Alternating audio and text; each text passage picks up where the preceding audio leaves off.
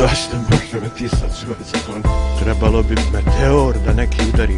Sjeverna Koreja da izvrši probu, jer Koreja sve ovo pravi, ovo je problem. Zašto može metisat svoj zakon? Trebalo bi meteor da neki udari. Sjeverna Koreja da izvrši probu, jer Koreja sve ovo pravi, ovo je problem. 광명성 3호 2호기 위성 발사 수십일 평안북도 철산군 소위 위성 발사장에서 운반 로켓 은하 3을 통한 광명성 3호 2호기 위성의 발사가 성공했습니다.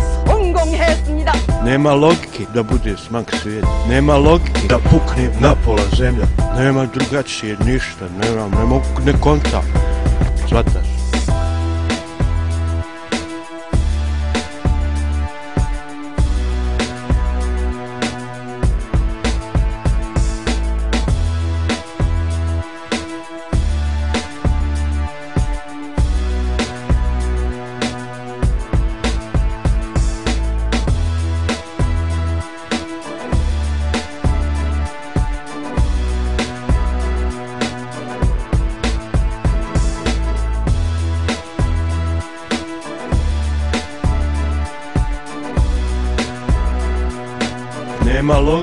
Nema logike, zašto može metisat svoj zakon?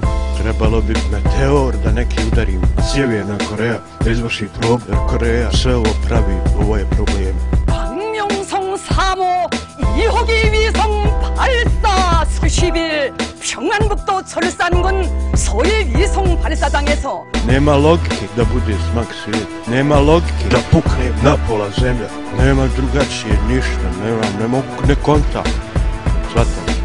Nema logike da bude smak svijeta, nema logike da pukne na pola zemlja, nema drugačije ništa, ne mogu ne konta, shvataš?